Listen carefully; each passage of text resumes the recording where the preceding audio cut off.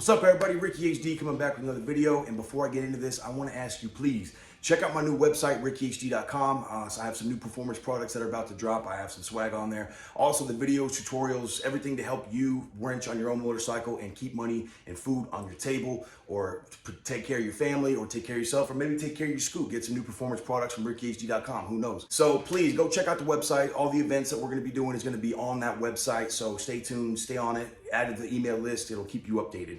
Another thing is, please, if you're on the YouTube channel, please subscribe, like, share. This all helps me help you. You know, I'm doing this. This is a full-time hustle. I decided, you know what? I can't work for nobody no more. I'm going to work for myself, and I'm going to do it by helping other people. That's the whole sole purpose of this, is to help you not waste your money at Harley and these dealerships and these goddamn shitty-ass places that put wrong brake fluid in your bike and wrong oil and whatever. So what we're going to do today is I'm going to change these brakes, and I'm going to show you how to change your brake pads. It's very easy. It's very simple. You're not going to need a whole bunch of crazy performance tools. You're not going to need all that. It's very simple. All you need: brake pads, 10mm wrench, flathead screwdriver, mini flathead screwdriver, and an H4 and an H5 bit. That's all you need. And of course, you're going to need some .4 or 5 brake fluid, depending on your application, in which it says it right on the cap. With that said, without further ado, again, please check out rickihd.com, and let's get into it. All right, so the first thing you want to do is you want to take your flathead screwdriver, and then back here, there's a tab. All we're going to do is pop this out. The tab pops out like that. It's like a little springy tab type thing. And then from here, what we're going to do is there's two more on the bottom. You just wiggle this out. The dust cover comes right off. All it is those two in the bottom and that on the top. So now what we have access to, what I want to show you is, this is your retainer pin. The retainer pin goes here. You have to pull this out, and you're going to reuse it, so don't get rid of it, to get this bolt out, which is the retainer bolt. This is what keeps the brake pads in place. This is your H4. Now with these, you have 1, 2, 3 bolts. Do not touch these bolts. These bolts will take apart the entire caliper. You're going to have a really bad day. All you need is the H4 to back this out, and then your 10mm to take this out, and of course, your retainer pin. This is an old bolt, and if you can see, this is the same thing as a retainer bolt, and you see this little groove? This is where the retainer pin goes inside of the groove. So when this is sitting here like this, you're going to see your retainer pin, and when you put it back in, make sure it's in that groove.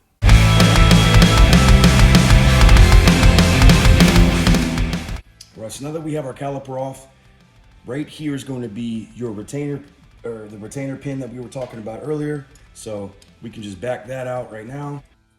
If you look in here, these pistons right here and here, these are, what we're going to do is we're going to take our flathead in there, we're going to compress them. When you compress them, it's easier to do it this way, because once you get your new brake pads in there, you don't want to fuck up the new brake pads, because this is going to scratch these shits all up. But if you don't do this, you won't be able to get them out of there. So once we back all these into the pistons, we complete taking this out, which is the retainer pin. So sometimes you want to take the back side and push it through. So now that we got that, take that out. Now we have the brake pads. Now watch as I do this. I just push up and pull out. Same thing on this side. You push up and pull out. I don't know if you can see this, but back here there's these little springs.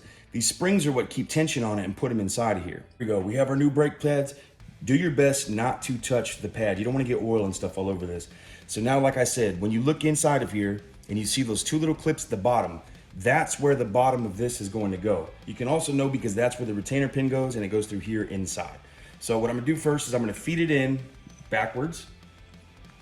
And once I get it into the slot right here, I'm gonna press it down into that little spring, which will then hold it in place.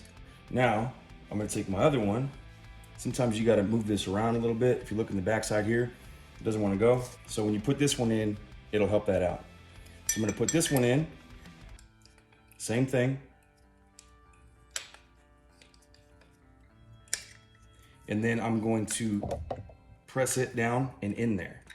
Now, these two are in there. That's all there is to it. So now that I got my brake pads in there, what I'm gonna do next is I'm gonna put the retainer pin in here, put the retainer clip back, put the dust shield over it, slide it back on. I'm not gonna bore you with that whole thing, so I'm just gonna put it in time lapse so you can check out what exactly I'm doing.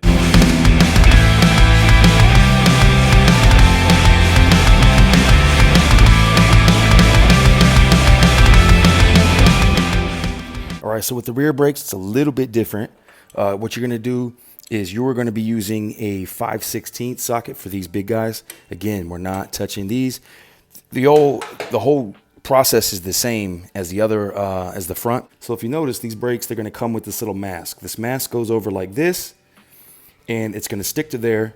And what you're gonna do is you're gonna take this goop and you're gonna put it on here, only the thickness of the mask. You're gonna wipe it off, you're gonna peel the mask off, and then you can insert your brakes into there. What that does, basically, it keeps it from seizing, because the back brakes take so much pressure that it'll keep it from seizing. Now, you don't have to do this, but it's recommended, so I would just do what's recommended.